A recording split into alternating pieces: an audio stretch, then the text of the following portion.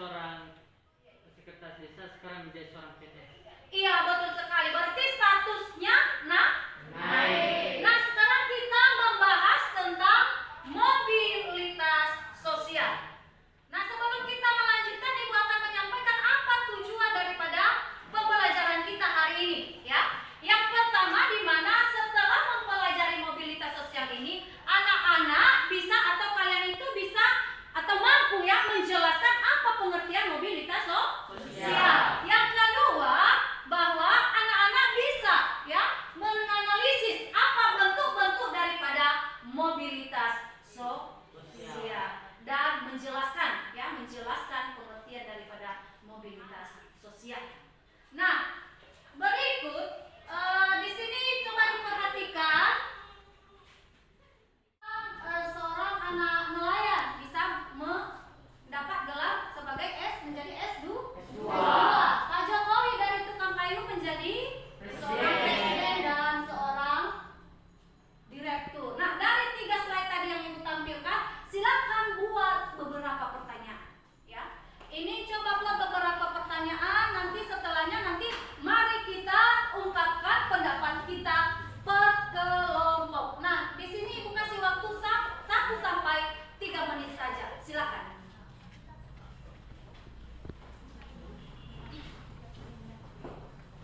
Udah jual? Oke, sudah selesai. Semua sudah selesai. Kelompok 3 sudah? Kelompok 2 sudah? Baik, silakan kelompok 1. Bu, bagaimana seseorang bisa menjadi seorang pengusaha? Iya, udah ditulis ya? Tulis ya, Nak ya, soalnya. Bagaimana seseorang itu bisa menjadi seorang pengusaha? Ya sudah? Kelompok 2. Silakan kelompok 2. Mengapa Pak Jokowi bisa jadi presiden? Iya, pertanyaannya kenapa Pak Jokowi itu dari tukang kayu bisa jadi seorang presiden? Itu pertanyaan dari kelompok 2. Kelompok 3. Mengapa anak seorang petani bisa menjadi seorang sarjana?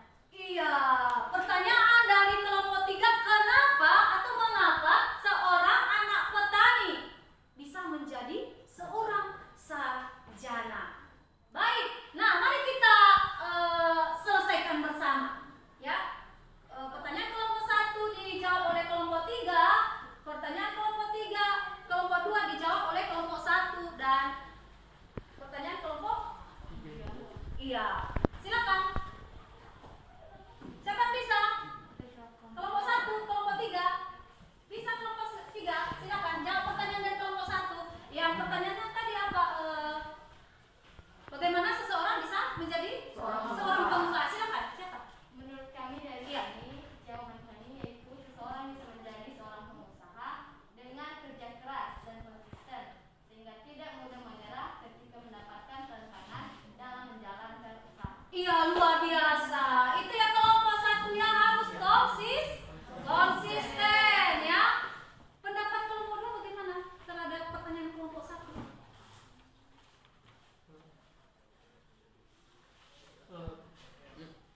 Seseorang bisa menjadi seorang pengusaha dengan kerja keras dan konsisten sehingga tidak mudah menyerah ketika mendapat tantangan dalam menjalankan usaha.